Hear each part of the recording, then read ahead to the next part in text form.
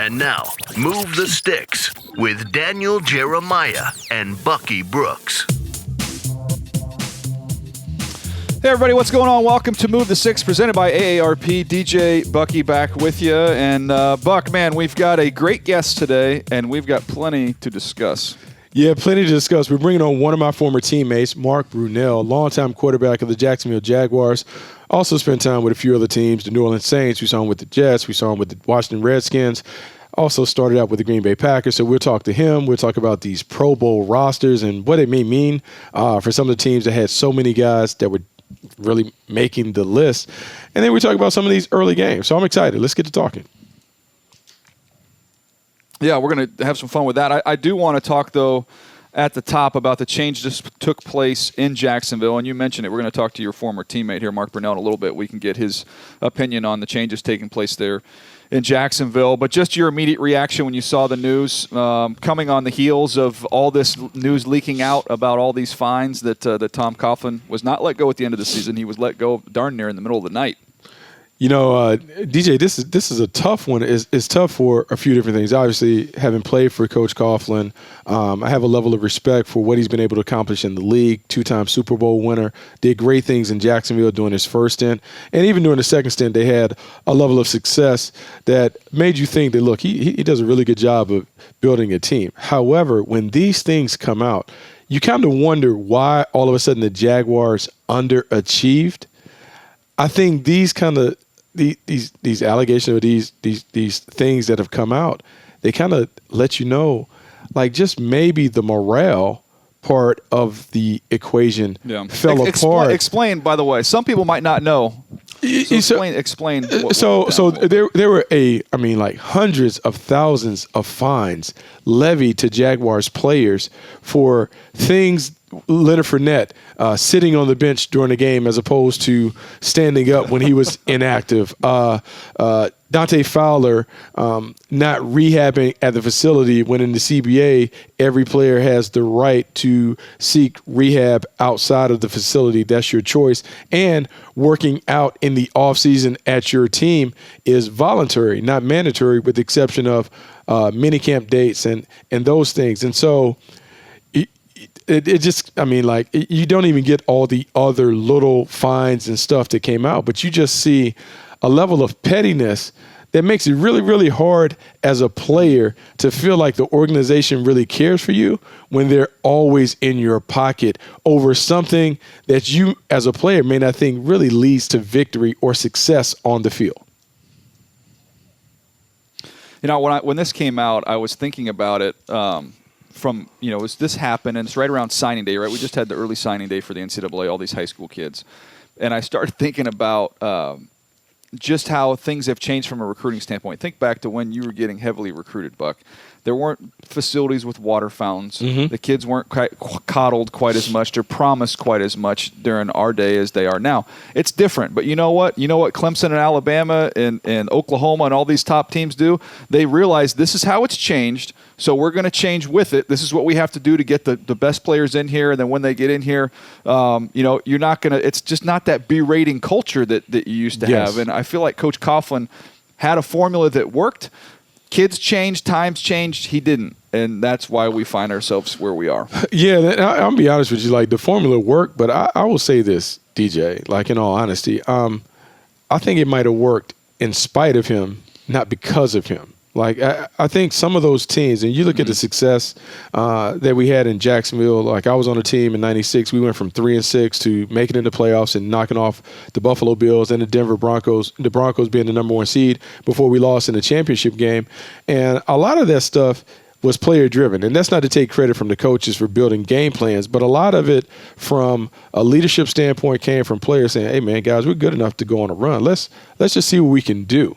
And I think sometimes with Coach, and we've heard this with the Giants and when they won with Michael Strahan and how the rules, and every place we've heard people kind of balk at some of these rules that were out there. And we heard them say that, hey, he let up a little bit. He showed that he cared a little more about us.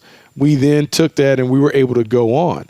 And I think when you talk about Clemson and really Clemson, because we use Clemson since they're the defending national champion. Yeah. The one thing that Dabo said when we talked to him, he talked about, man, you got to make it about the players. The players got to know that you care about them. They got to know that you love them, that you're even when you're criticizing them, you're doing it out of love because you're trying to help them become better young men, better players, all of those things.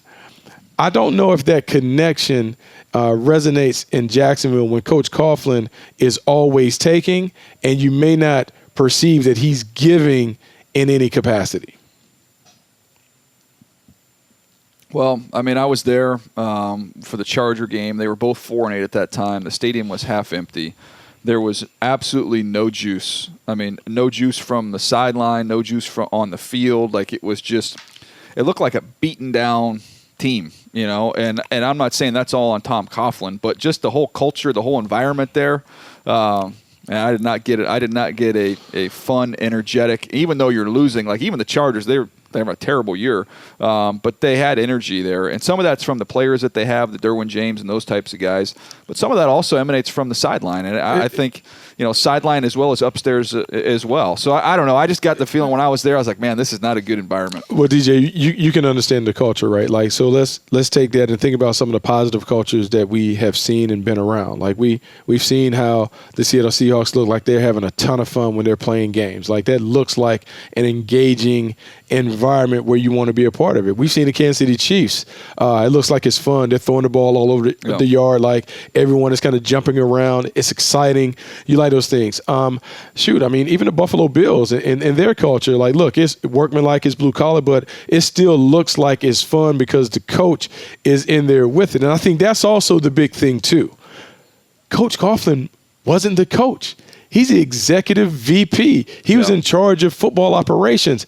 How many times have we seen an executive have this big of a thumbprint on the organization where it really filters down to the field?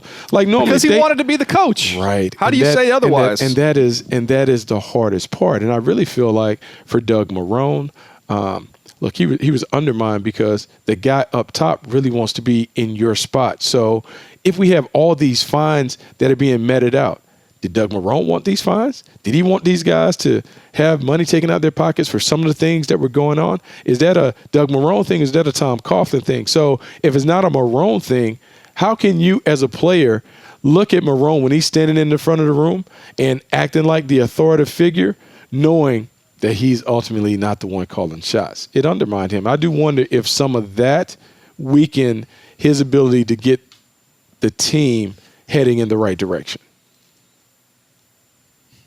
Yeah, I know one good thing, if you look at this Jaguar organization, look at this roster, I'm not ready to give up on Gardner Minshew yet. I think there might be something there. We've seen some flashes of good play there, so I think you've got a chance that he could be that guy going forward. You look at Josh Allen, their first-round pick this last year.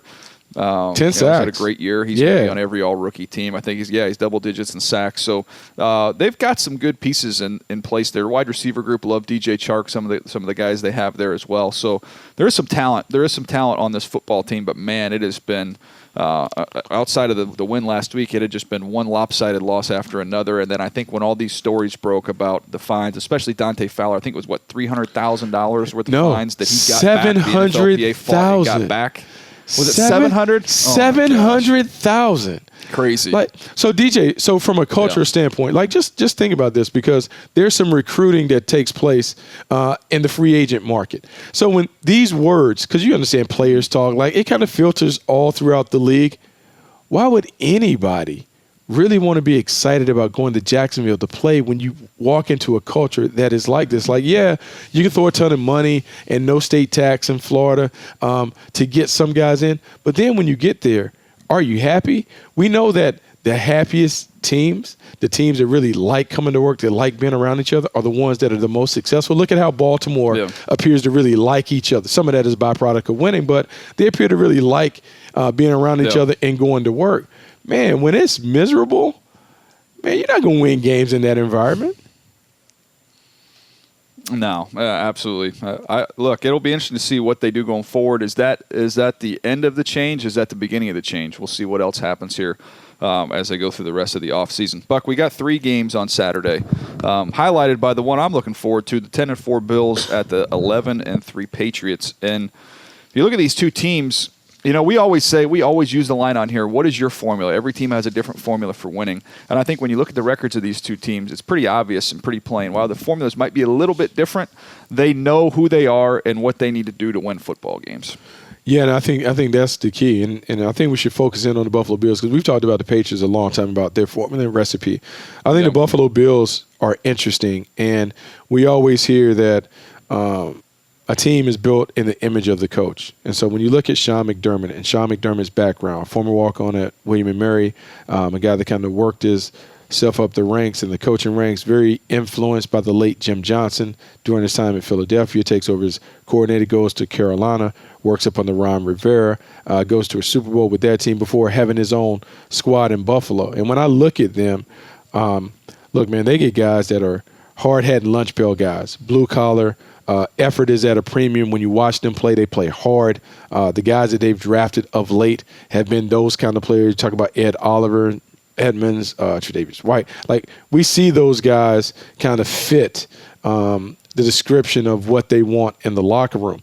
And then for them to understand what they have in Josh Allen and to take Josh Allen for who he is and to build an offense around what he does well while trying to get him to work on the other stuff, they've done a really good job, and I think this is a team that knows their defense leads the way. They're very solid in their special teams, and if they can get enough plays on offense from Josh Allen as a runner, as an improvisational playmaker, that is just enough for them to win.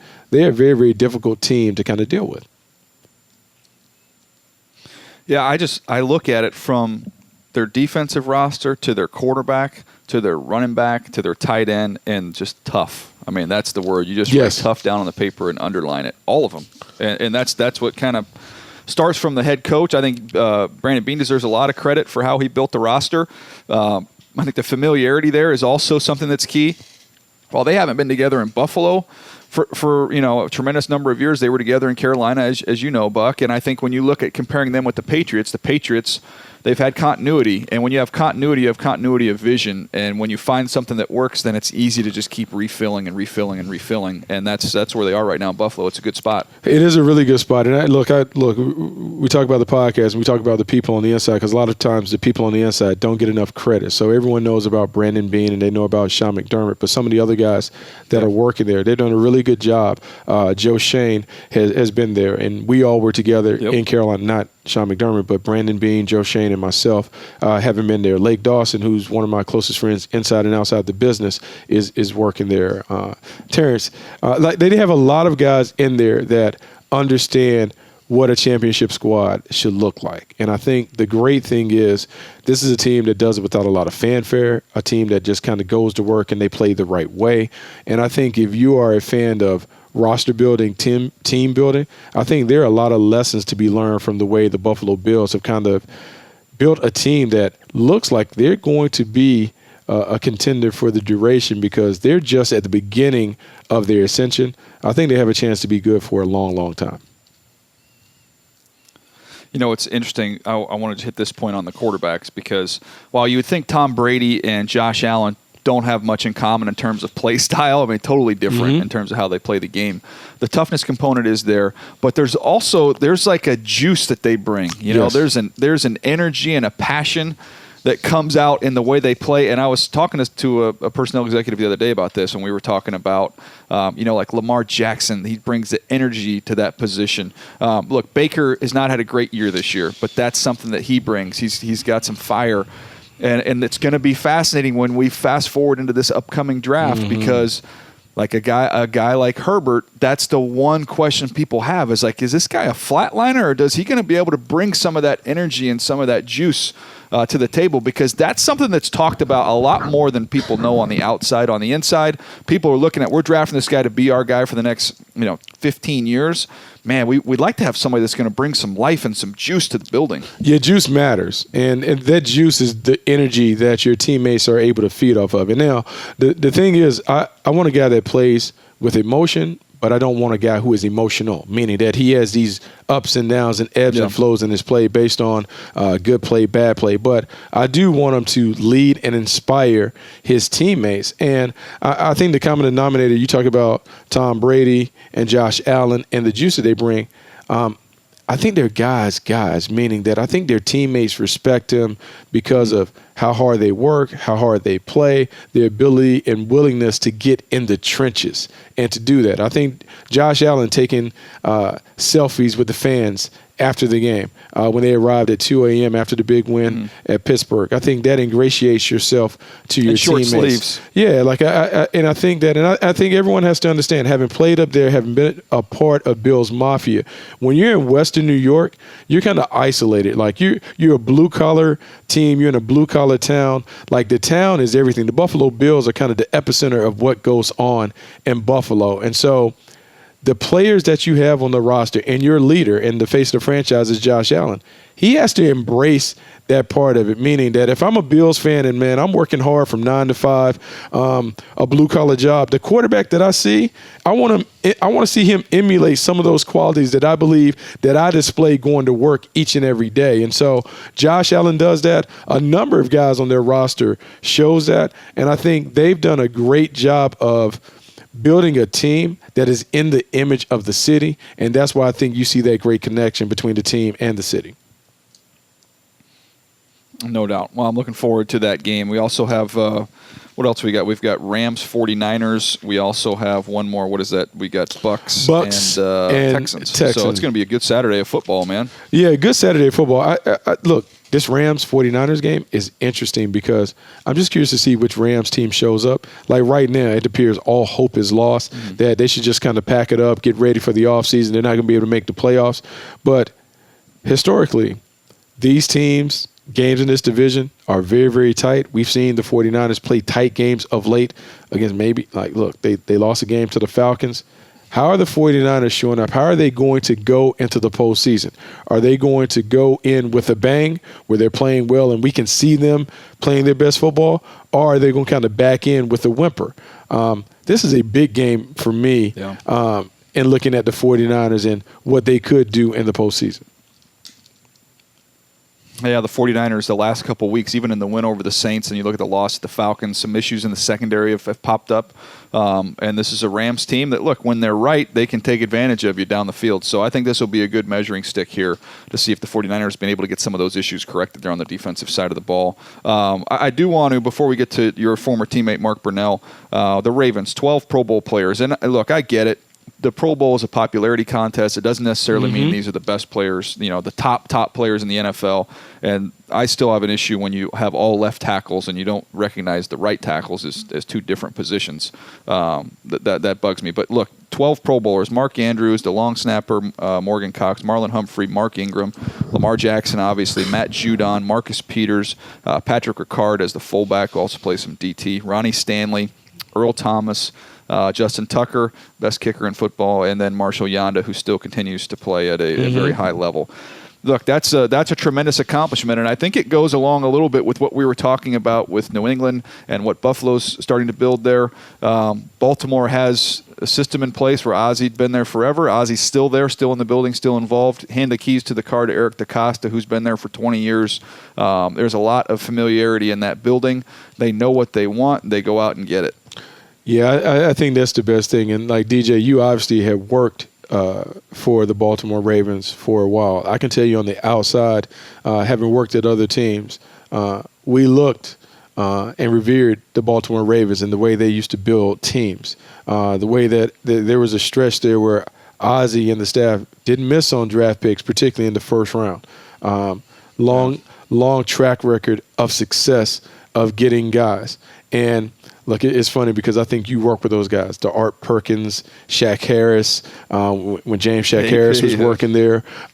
Those guys, I used to call them, like at the combine, I would sit with them because they were the barbershop. They were the elders. They were the wise old men who would dispense scouting nuggets and lessons. And I think what I took from there in Baltimore, you obviously can give even a greater testimony about it, is, look, man, go get football players. Go get guys that love playing football. Go get guys that are productive. Yes, the measurables and stuff matter to a degree, but the guys that you want to take are the guys that when you pop off the tape, they dominate. It shows up. More production, less projection. You see it, you know exactly what it is, and then how do they fit? And it always struck me, not only in that building, that they were okay with some personality, that they weren't afraid of taking guys that may have had a little personality because they felt like they had the right guys to kind of be able to manage and get all those things going. And so when I've looked at Baltimore and have admired what they've been able to do in terms of the long success that they've had, is just because I admire how they evaluate players and how they put together a team. They just go get really good football players. They put them together. They allow them to be themselves within the team concept, and they've won a lot of games as a result. And here's another example of why you don't take shortcuts in the scouting process. So if you win a bunch of games, you know you're going to be picking in the late 20s or early 30s. And you have players that are going to be higher picks, and you know we have no shot at them. We don't need to do all our homework on those guys. No. Do your homework on those guys, because one time in their career, these guys are going to be available and on the market. And when you get Earl Thomas as a free agent, when you get Marcus Peters via trade, Mark Ingram as a free agent, these guys were all first-round picks for other teams, had some success, obviously, where they were previously.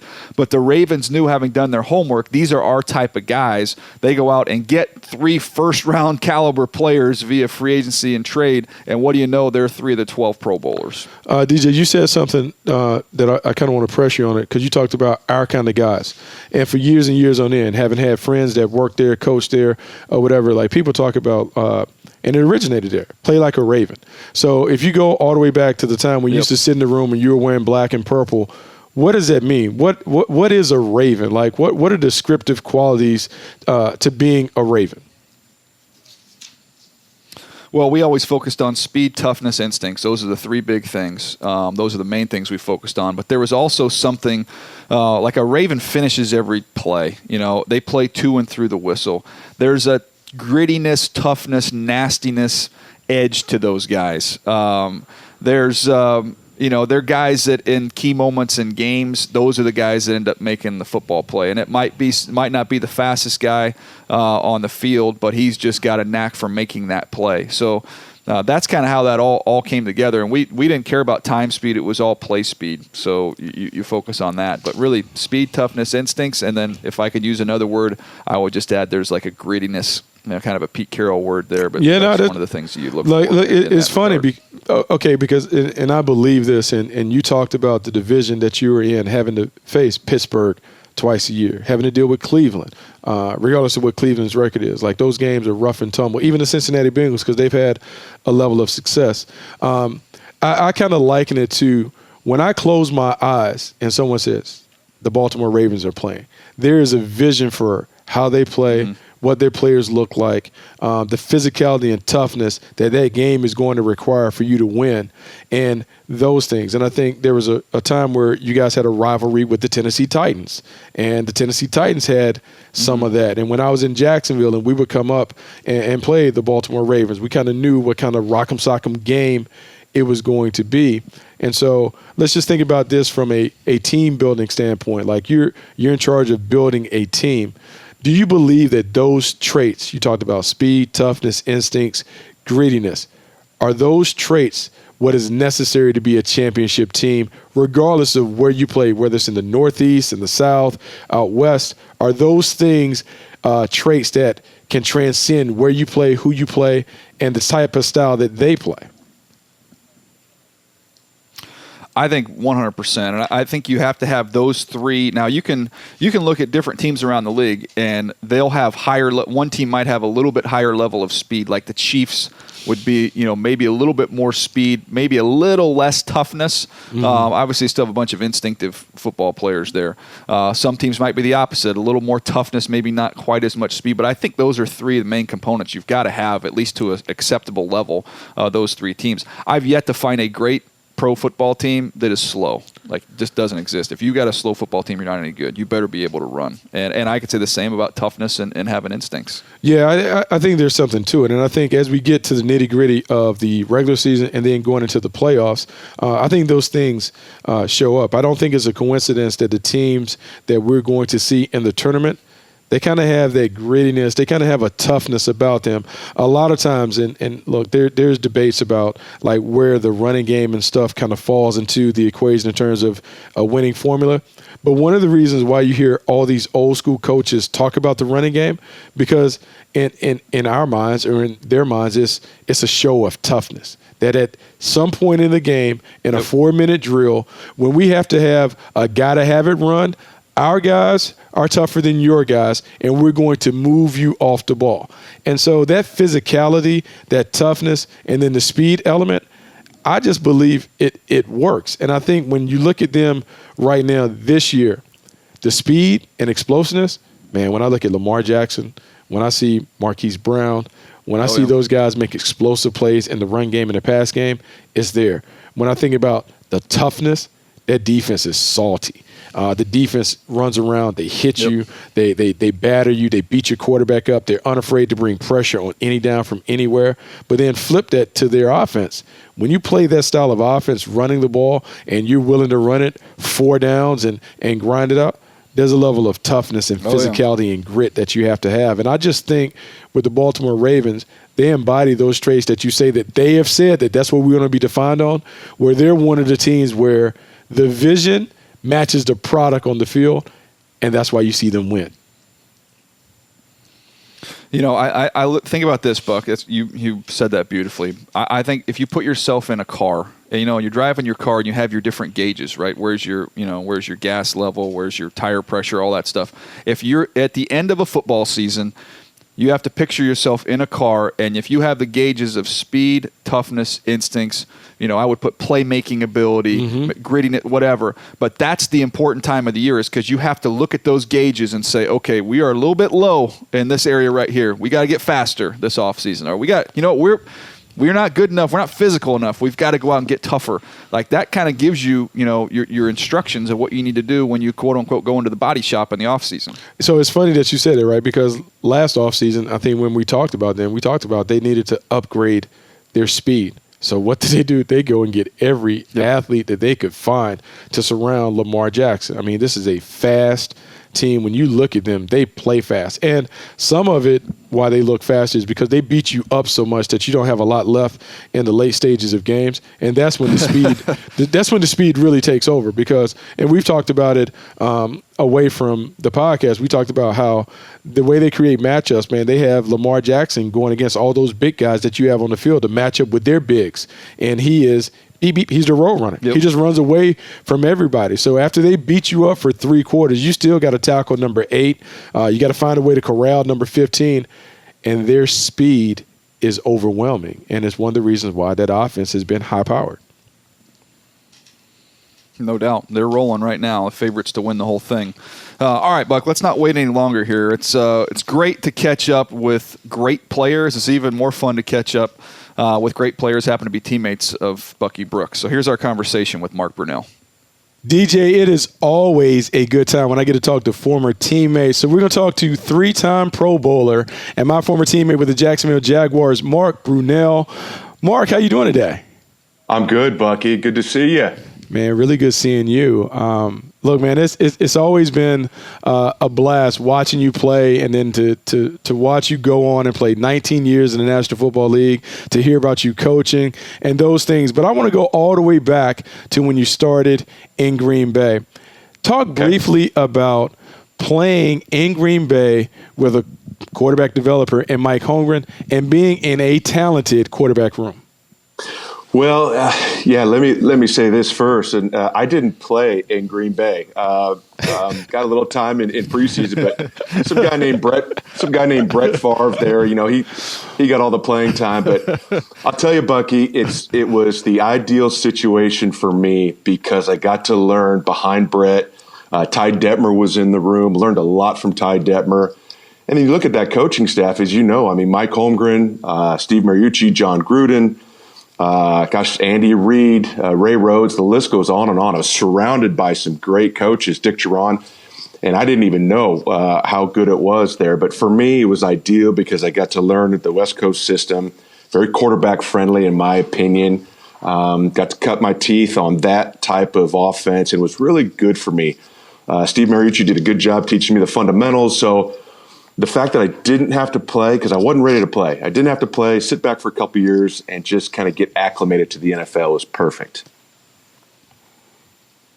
Mark, I'm always curious, when you go into a situation like that and you see an otherworldly talent like Brett and you're throwing one next to him, was there ever a moment in your young career where you're like, wait a second, I'm not good enough to do this? Yeah. Look at this guy. Like, I just wonder if there was a little doubt at some point in time. I remember watching Brett. It was the first 7-on-7. It was a mini camp or something like that.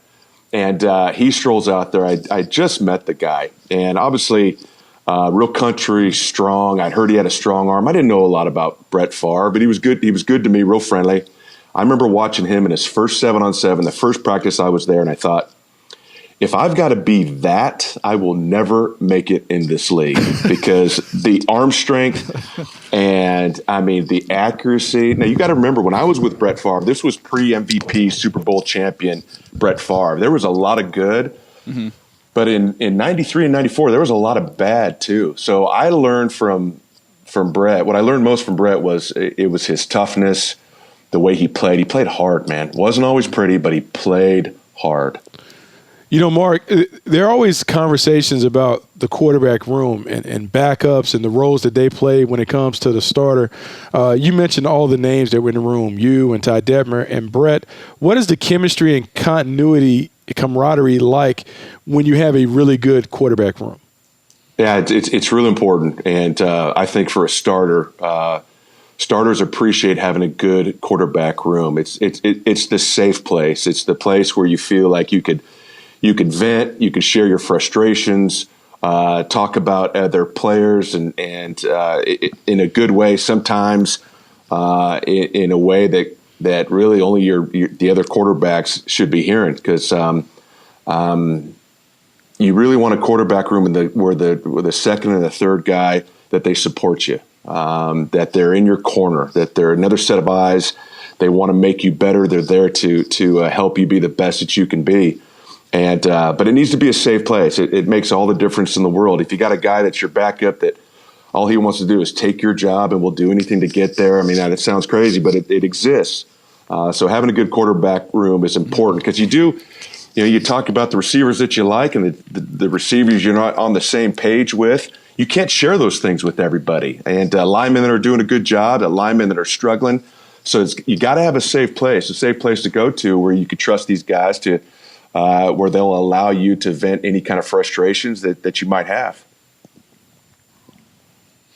Mark, outstanding passer, but one of the more athletic quarterbacks, during your era. And you look at guys like you and Steve Young.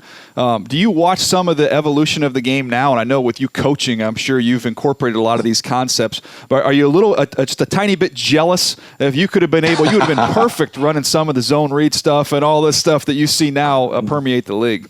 I mean, where were the RPOs when I was playing, man? I mean, golly, I would have loved that. Yes. I mean, all of my yards, really. I mean, I might have got a quarterback draw every now and then, but I was scrambling, and I think you guys would agree that you really can't make a living in the NFL by just being a scrambler, running around. You got to be able to operate out of the pocket at some point. But now what you're seeing. It's really impressive. A quarterback can run the football and be very effective. We've seen that with Lamar. I mean, listen, about 5 weeks ago, I watched Lamar for the first time, and I remember hearing him. how great he was. And I'm thinking, okay, what's all the fuss about? So I watched the game. I don't know, it was a Thursday night game or something. And guys, I couldn't believe it. I mean, the arm talent, the athleticism, the decision making. I thought this guy's going to revolutionize the position, and perhaps he's doing that right now. I don't think we've seen anything like that. You guys talk about it every day, but I'm so impressed, and it's going to be really interesting to see where the quarterback position goes from here. But the kid's amazing, and you know what else? He's a great kid. I met him at the combine. I could not have been more impressed with him. So good for him and his success, but he's been great to watch. Hey, Mark, I want to go back to the run that we had in Jacksonville. There was a run there where you were playing at a high level, 96, 97, and then 99. Coach Coughlin obviously was the head of those teams. When you go back and you think about Coach Coughlin as a coach, just kind of describe how he was so the listeners can understand what kind of coaching we received during that time. Yeah, listen, Coach Coughlin was, first of all, he was very consistent. His expectations were very high, and if you didn't meet those expectations, he was going to let you know about it. Yeah, there were rules, very disciplined program, and it was tough. It was a tough environment. Could you say that it was tough to play for Coach Coughlin? Yeah, you could say that. And there were boundaries, and if you stepped outside those boundaries, there were consequences. Guys got fined. But all of that stuff that I mentioned, Bucky, there's nothing wrong with that. Yeah, it's old school. And maybe there were times that it frustrated a lot of players. I know it frustrated me to be in that much of a rigid environment. But I'll tell you what, we were successful. It worked. We won. The guys that we had were hardworking guys, played hard, won a lot of games. And it's amazing that when you win, those things are okay. But when you lose, those things are tough to deal with. And I think that's what the Jaguars are going through right now. Because they're losing and you got these rules and these fines, players want no part of it. But I've got no problem with old school. I got no problem with high expectations and disciplined program and being in a tough environment. My experience is, Bucky, that for us, it was very good in those early years. And again, we won. So Mark, now that you're a high school coach, do you have Brunell time? Do you have those guys operating on Brunell time? Everyone has to show up 5 minutes early, hats off, hard shoes on, khakis, collar shirts. Is that the Mark Brunell head coach that I'm talking to right now? Well, listen, if I can just get them to show up to practice, I don't even care what time they get there. You know what? It's funny you say that, though, but because I find myself saying certain things that remind me of Coach Coughlin, and most of the time I'm pretty even-keeled, laid back. But something about Friday nights and being out there competitive, because you're coaching these kids, and you're rooting for them, you're cheering for them, you're yelling at them, you're encouraging them, all that stuff. But you could do absolutely nothing about what happens on the field. So your competitive juices get going, but. Listen, I love what I'm doing, coaching these young men and the opportunity to hopefully shape their lives and be a positive influence. It's great. But I do find myself having a little bit of Coach Coughlin in me. And again, there's nothing wrong with that. I love it. Well, look, those kids are very fortunate to be coached by you. I can't imagine having Mark Brunell as a high school coach. Mark, we've asked so many different quarterbacks that have come on and different coaches and general managers about the position. In your opinion, if you boiled it down, like if you're trying to construct a quarterback, the 2 or 3 traits you think are at the very top of the list that you've got to have to be a great quarterback in the NFL. Well, obviously, you've got to have some arm talent, some athleticism, and some good college tape, some experience. But if I was going to pick 2 qualities that I think are really important, I'm going to start one with work ethic. You got to be a worker. You got to be a grinder. You got to put the time in. Starting quarterbacks in the NFL, there are no days off. You might get a couple hours on a Tuesday or something like that, but there really are no days off. The best example I have is Drew Brees. I was with him for 2 years. I've never seen a guy like that. Not just quarterback. I'm talking about athlete. Work in the weight room, in the film room, on the field. You talk about putting time in. He has a great work ethic. And I think another quality, too, is a passion for the game. You really got to love the game. You got to love what you're doing. And you got to love every part of it. The Tuesdays when you're in the building and you're watching tape for 5 or 6 hours, you got to love that part of it. And I think the guys that do, they turn out to be the great ones. it is the Drew Brees, it's the Peyton Mannings, it's the Tom Brady's, the great quarterbacks. They got great work ethic, and they love the game. They're competitors. When the lights go on, they play at a very high level. Every day they bring their A game. They're professionals, and they just make people around them better. So those two qualities, the work ethic and the passion for the game, I think are very important for NFL quarterbacks. So, Mark, you transitioned nicely in your post-career. You did a little TV, you coached a little high school ball. But tell me what you're doing with NFL Legends and the Legends community. Legends community started about 6 years ago now, and we basically do our best to connect with former players. You mentioned transition. A lot of guys have a tough time, Bucky, with transition. Most guys do.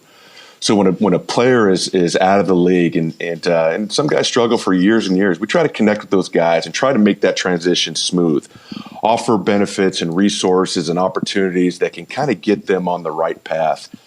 We also, guys, we try to celebrate these guys, what they accomplished, whether they played 2 years or 19 years. It's very special, and that should be celebrated. So getting the opportunity to get in these guys' lives and hear their story, find out how they are, connect them with their teams, connect them with former their teammates, connect them with the NFL. It's very rewarding to see guys really do well after the NFL, and it's not the case for everyone. So that really is our job, guys. We really make a great effort to make sure that life after football for these guys is as easy as possible. And the NFL does a very, very good job of providing resources, mental health resources, physical health resources, job opportunities, and different career paths, continuing education. The list goes on and on. The NFL does a good job, and that's what we're trying to do. Well, that is phenomenal. Well, Mark, you've been very generous with your time. We thank you so much. Before you go, though, you are talking to two former scouts. So if just for a brief minute here, if you could put your scouting hat on, I need a scouting report on Bucky Brooks as a teammate, as a football player here. What do you got for That me? is hilarious. He doesn't remember. I was there for What do you mean I don't remember? Let's just say, you want the truth? You want the truth? No. Yes, yes. Bucky, Let's go. Bucky, first of all, was a very good teammate. And I've always valued guys that are just good guys. They come to work, they work hard, they do their best. I've always appreciated that. And that was Bucky. Talented player, but let's just say that the first group is going against the first group, and Bucky's on one side. All I'm going to say, DJ, is that there are some corners that you just don't throw at their side. You just don't do it. I can honestly say that Bucky wasn't one of those guys. Bucky, I'm just kidding. That is so funny. That is funny. Was a good player. Bucky was a good teammate. Man, we had some good times. Like we had some good times in Jacksonville. We did. I appreciate that. That crew that you were thrown to, Jimmy Smith and Keenan McCardell. Yeah, it's hard to be a good corner when you got studs out there that you can throw to. They were pretty good. I was very fortunate. Those guys made me okay. For sure. Wow. Hey, that was a lot of fun, Mark. I appreciate your time, man. All the best. All right, guys. I appreciate you. Take care, huh? All right, Buck, what a stud, huh? Mark Brunell, I think people forget just how good of a player he was, and I kind of crack up when I think about all those guys coming out of Green Bay and haven't been there at one time or another. If you want to know about quarterbacks, Ron Wolf's a pretty good guy to talk to. He is a great guy to talk to. Ron Wolf certainly understands the recipe and the formula. He was one of those that kind of passed along every other year. Draft a quarterback. Can't go wrong with a quarterback. Even if you have a surplus, you trade him off, get more picks, do other stuff with him. And so he has an eye for it. I think the thing about Mark that set him apart, because I was there at the beginning of what was a great 3 or 4 year run where he was one of the best quarterbacks in football. Left-handed, great arm, great playmaking ability. May not get enough credit for, like we see all these guys running around making plays, their dual threat ability. Mark Brunell was a guy that could do all that. If we could have taken the game and played it now, like when he was in the middle of his prime, he absolutely could do all the zone read stuff, run around and make those plays. Really good player. And the combination of Mark Brunell with Jimmy Smith and Keenan McCardell, man, it was tough to beat that combination. Woo. Tough. No doubt. It was a fun conversation. Appreciate him joining us today. All right, Nabil, I think we've got a couple questions here before we wrap it up. What we got? All right, first one. Does the Brady versus Garoppolo trade you discussed mirror the decision the 49ers made with Montana and Young, though the opposite choice? Well, that's a great question. I think that's fair. I think that's a fair comparison. I don't know if Jimmy Garoppolo is going to go on to be a Hall of Famer like Steve Young was, but they had to make a decision whether they wanted to go younger or stay with the guy who, brought them championships, and they decided to go younger. Yeah, I mean, this is a tough one because I think Bill Belichick is always on the front end of seeing where players are about to drop off. And I think he deep down wanted to keep Jimmy Garoppolo as the successor to Tom Brady. For whatever reason, it didn't work out. So we'll see Jimmy Garoppolo go on to San Francisco. He's having a ton of success. Looks like he's going to be a guy that eventually becomes a perennial Pro Bowler and does great things. But I don't know how you can knock it when they still continue to win Super Bowls. I think the thing about the San Francisco 49ers, Montana was never able to win a Super Bowl on his own when he left and went to Kansas City. Steve Young, I think, only won one after the trade. So you would like to think that they would have more success right now. I think Tom Brady is in line to have more success than either one Tom's of those guys. got two in the books. Yeah, he already has two in the book. Yeah. So they've had more success in that. But very, very similar in terms of being blessed with two what I would call really good quarterbacks and maybe the GOAT and a great one. Yeah. Just tough. Yeah, I think you could make the case that they both made the right decision. Opposite decisions, but they both ended up making the right decision. We'll see. We'll see what type of career Garoppolo has going forward. That'll answer that question. All right, what's the next one here, Nabil? Do you think Lamar Jackson will be able to continue to find success next year in the league at a superstar level like now? Go ahead, Buck. Look, man, I think it's going to be the ever-evolving Lamar Jackson, meaning the way that he played this year, next year, he's going to have to unveil some more tricks because everyone is going to spend the offseason dissecting that offense, looking at how he played, trying to figure out if there's a weakness to his game that they can exploit. So the challenge will be, can he remain hungry and humble throughout this process? No matter where it winds up, if it winds up in a Super Bowl win, if it winds up falling short of that, can he take what he's learned this year and continue to build on it? Because I think that's what the great ones do. The great ones always continue to add pieces to their arsenal. It'll be interesting to see what Lamar Jackson continues to add to his game as he gains more and more experience in the National Football League. I think there's three factors there if this is going to keep rolling at this MVP level that he's at right now. Number one, health. He's going to need to sustain his health going into next year. Number two, I think it's important that he keeps Greg Roman around there, who's done a beautiful job putting this offense together. But third and most importantly, if Lamar makes the leap from year to year, the leap he made from last year, throwing the football, to the way he's throwing the ball this year was incredible. And the scary thing for the league is what if he makes the leap next year beyond where he is now? Like if this trend line just continues to go up, as it really has for him throughout his college career and through a couple of years in the NFL, then I'm not putting limits on this guy on what he can do. No, I mean, I think that's a great point, DJ. I think he put in a lot of work and he made significant gains as a passer. And I just think there's more that he can improve upon. I think there's more to his game in terms of being a traditional drop-back passer that he can work on and allow his game to continue to grow and flourish. And I think what he has to have the foresight and the vision. Okay, when my athleticism begins to decline, can my knowledge and pocket passing ability go up? So then it becomes I use my running ability only when I need to, not because I have to. And I think if he just looks to the Pacific Northwest and he looks at how Russell Wilson has grown and evolved, I think that is a perfect model for him to copy. Russell Wilson, if you notice, he kind of saves himself to the fourth quarter when it comes to running. He doesn't put himself out there much early in games, but when it gets down to money time, that's when he's willing to use his athleticism. I think the evolution for Lamar Jackson is to be a quarterback that is athletic enough to do it, but he only does it when he has to do it. And I think that is really, really important for him to keep in mind. Well, great way to say it. All right, that was a fun episode today. Great to catch up with Mark Brunell, talking about the Jacksonville situation, as well as a couple big games coming up, 3 big games actually coming up on Saturday. NFL Network triple header. Cannot wait for that. Buck, anything else you want to add before we get out of here? No, man, I think this is terrific. I just love talking the team building thing. I think our segment on the Baltimore Ravens was awesome. I don't think you talk enough about like some of the little lessons that you have, so I got to pull it out of you because I'm fascinated by what you guys used to do in Baltimore. It was fun, man. It was great to listen to you talk to your former teammate as well, Mark Brunell. So fun episode today. Appreciate you guys listening. Remember all of our videos, NFL.com/MTS video. You can also check out the new YouTube channel, YouTube.com/NFL podcast. You can find videos there as well. That's going to do it for us. Thank you so much for listening to Move the Sticks, presented by AARP.